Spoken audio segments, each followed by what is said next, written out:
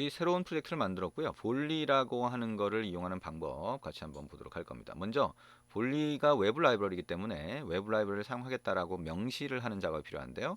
왼쪽에 프로젝트 창에서 build.gradle 모듈 앱이라고 하는 이 파일을 열고요.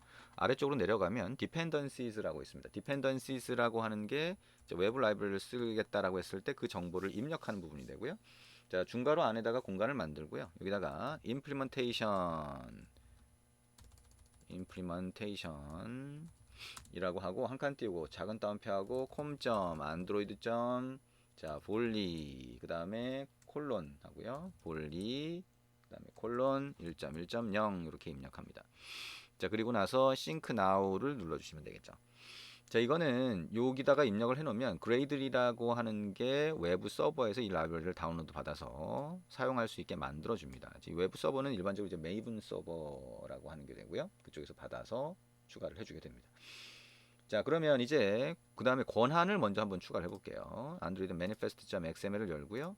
여기에 일단 웹을 사용을 하니까 인터넷 권한 필요하겠죠. use permission, 인터넷 이렇게 추가를 하고요.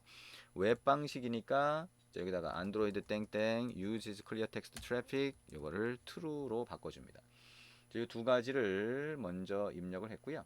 자, 이제 우리 볼리라고 하는 거를 사용할 때도 우리 했던 것처럼 똑같이 입력 상자 하나 하고 버튼 하나 하고 그 다음에 출력을 위한 스크롤 뷰와 텍스트 뷰 이렇게 추가를 해 보도록 하겠습니다. 자, 화면을 만드는 과정이 필요하겠네요. 자, 그러면 이전 프로젝트에서 만들었던 그 화면하고 동일하니까 그 화면을 그대로 복사해서 사용을 해 보도록 하겠습니다. 여러분 직접 한번 다시 만들어 보셔도 됩니다. 자, 저는 여기 res 밑에 레이아웃 밑에 activity main.xml을 붙여넣기 이렇게 한번 해봤습니다. 이전 프로젝트에서 썼던 거를 그대로 갖다 넣은 거고요. 자, 그러면 이전 프로젝트에서 만든 화면 다시 한번 확인만 해볼게요. 디자인 탭으로 가보면 이런 형태가 되어 있네요. 아이고, 잘못 갖다 놨네요. 자, 여기 웹뷰가 아닌데 다른 파일을 갖다 놨군요. 자, 이거를 다시 다른 걸로 바꿔보겠습니다. 자, 우리 그 이전 프로젝트의 res 레이아웃 밑에 있는 파일이 되겠죠. 자, res 레이아웃 이렇게 해서 다시 복사를 해서 여기 선택하고 붙여넣기. 자, 이렇게 해서 오버라이트 해보겠습니다. 다시 열어보면 이렇게 돼 있죠. 자, 아래쪽에 입력 상자 하나, 버튼 하나, 그 다음에 스크롤 뷰와 그 안에 텍스트 뷰 이렇게 구성이 되어 있습니다. 자, 이제 소스 코드 입력을 해보도록 할게요. 자, 소스 코드는 그냥 다 입력을 해보도록 하겠습니다. 우리 넣긴 했지만, 자, 에디트 텍스트라고 해서 입력 상자가 하나 필요하죠. 에디트 텍스트 이렇게 됐고요. 텍스트 뷰라고 해서 로그 출력을 위한 게 있었고요. 그 다음에 우리 핸들러라고 하는 걸 썼었는데 지금 우리 핸들러라고 하는 거를 안 쓸 거예요. 왜냐하면 볼리라고 하는 게 내부적으로 스레드를 사용하긴 하지만 그 스레드를 안 쓰는 것처럼 만들어 주거든요. 그러니까 내부에서 이제 핸들러까지 다 처리를 해버리는 거죠.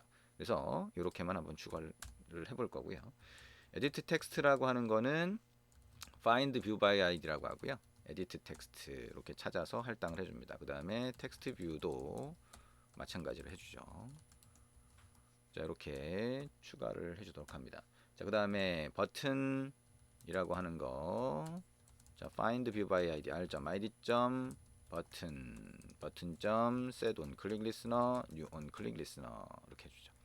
자, 그럼 이제 버튼을 클릭했을 때 이거 동작하겠죠? 그러면 여기다가 똑같이 request라고 해서 요청을 하도록 그렇게 만들어 보겠습니다. 입력 상자에서 갖고 와야 되니까 자, string이라고 해서 url string이라고 하는 거를 똑같이 edit text get text to string이라고 하고요. 리퀘스트에다가 이 url string이라고 하는 문자열을 넘겨주도록 이렇게 만들어 보겠습니다. 자, 그러면 이 정보를 이용해서 우리가 요청을 보내도록 하면 되겠죠. 자, 여기다가 public void request라고 하고요. string url str 이렇게 해서 자, 함수를 하나 정의를 해봅니다. 자, 그러면 우리가 이제 볼리가 동작하는 방식을 좀 이해할 필요가 있는데요. 볼리는 요청 객체를 먼저 하나 만들어 줍니다. 그 다음에 그 요청 객체라고 하는 거를 자, 요청을 위한 큐가 제공되는 게 있는데요. 그 큐에다가 넣으면 얘가 이 볼리라고 하는 게 알아서 요청 보내고 응답까지 받아요. 그 다음에 스레드나 핸들러 처리를 다 하고 여러분이 UI 접근할 수 있게 메인 스레드에서 실행할 수 있는 응답을 딱 던져줍니다. 아주 쉬운 방법으로 처리할 수 있게 해주는 거죠. 자, 그러면 실제 이제 요청 객체를 먼저 만들어야 되는데 문자열로 뭔가 보낼 수 있는 그게 스트링 리퀘스트라고 하는 객체가 하나 있어요. 자, 이 방식을 한번 써볼게요.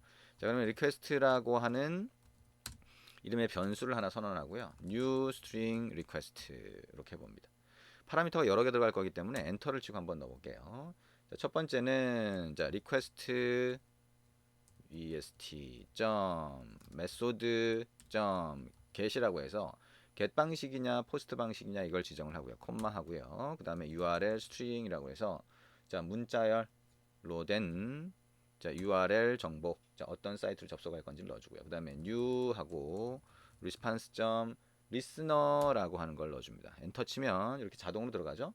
자동으로 들어가서 여기 있는 onResponse라고 하는 게 정상적으로 요 두 개 정보를 이용해서 요청을 보냈을 때 정상적으로 오는 응답이 이쪽으로 떨어져요. 아이고, 에러가 계속 떨어지죠. 자, 그러면 여기다가 일단 콤마를 먼저 붙이고요. 그 다음에 new라고 하고요. 다시 response.error listener라고 하는 게 있어요. 엔터를 쳐주면 이렇게 자동으로 입력이 됩니다. 자, 이렇게까지 넣어주시면 되고요. 자, 여기에다가 이제 마지막으로 자, 여기 하나 더 넣어주도록 할게요. 자, 이게 중괄호 한 번 더 해볼까요? 자, 중괄호 하고요. 엔터를 쳐주면 되고요. 마지막에 세미콜론 붙여줍니다. 자, 여기다가는 자, 오른쪽 마우스 버튼 눌러서 generate override method라고 하고요. 자, 여기에 보면 get params.라고 하는 게 있어요. 자, 요거를 선택하고 OK 눌러줍니다. 요 메소드가 자, 요청 파라미터를 처리하는 메소드가 됩니다. 요청 파라미터라고 하면 이제 웹에서 서버 쪽으로 데이터를 보낼 수 있는 방법이 되는데요. 자, 이렇게까지 일단 입력을 해주고요. 자, 여기 보면 우리 응답이나 에러가 발생할 수 있는데 응답이나 에러가 오면 화면에다가 그대로 출력해 주도록 만들어 볼 거예요. 그러면 여기에 응답이나 에러를 처리할 수 있게 public void println이라고 해서 문자열을 하나 받고요. 그 다음에 text view.append로 해서 이 문자열을 하나 추가해 주도록 이렇게 할 겁니다. 자, 우리가 여기 on response라고 하는 거는 스레드가 아니라, 그러니까 우리가 만든 스레드가 아니라, 자, 볼리에서 만든 스레드 얘기하는 거죠. 볼리에서 만든 스레드가 아니라 메인 스레드에서 실행되는 거기 때문에 그냥 바로 println 핸들러 없이 그냥 처리해줘도 됩니다. 자, 응답이라고 하는 걸로 해서 여기다가 response라고 해서 받은 문자열이 뭔지를 한번 출력을 해줍니다. 그 다음에 여기도 println이라고 해서 error라고 하는 정보를 여기다가 출력을 해보는 거죠. error.toString 이렇게 해보겠습니다. 자, 그러면 이제 요청 객체가 하나 만들어진 거고요. 파라미터 같은 경우에는 우리가 이제 요청 파라미터가 맵 단위로 이렇게 만들어진 걸 볼 수가 있는데요. 맵 객체를 자, string 이렇게 해서 params 이렇게 하고요. new hash map 이렇게 한 다음에 여기다가 string 이렇게 해주시면 됩니다. 자, 그리고 이거를 return params 이렇게 해주면 되겠죠. 자, 이렇게 하면 이제 요청 객체가 하나 만들어지는 거고요. 요청 객체가 만들어지면 그거를 자, 요청 큐에다가 넣어주시면 됩니다. 자, 여기다가 가서 보면 자, static으로 해서 request queue라고 하고 자, request queue라고 하는 변수를 하나 만들 수 있고요. 저게 이제 요청을 보낼 때 넣어줄 수 있는 요청 객체를 넣어줄 수 있는 큐가 됩니다. 그리고 여기다가 request queue라고 하는 게 있으면 이거는 볼리. 자, new request queue라고 하는 함수가 있어요. 여기다가 넣고 get application context라고 해서 컨텍스트 객체를 넣어주시면 됩니다. 그러면 onCreate 안에서 우리 request queue라고 하는 객체가 하나 만들어진 거죠. 그러면 여기서 자, 요청 객체를 하나 만들었다라고 하면 요청 객체에 대해서 request.set should cache라고 하는 거를 false로 해줄 수 있습니다. 즉 이거는 요청을 하나 보내고 응답을 받으면 그냥 그걸 캐싱을 해놓는 경우가 있는데요. 그러면 우리 요청 보낼 때마다 새롭게 보내는 게 아니라 기존 거를 그냥 응답을 가져오는 경우가 있어요. 그래서 그냥 false로 일단 해놓고요. request q.add라고 해서 우리가 만든 요청 객체를 그냥 집어넣으면 얘가 이 q 안에서 자동으로 요청을 보내고 응답을 받아서 처리를 하게 됩니다. 자, println이라고 하고요. 요청 보냄이라고 하는 글자가 출력되도록 만들어 줍니다. 자, 이렇게 해서 볼리라고 하는 걸로 이제 요청을 보낸 게 되겠죠.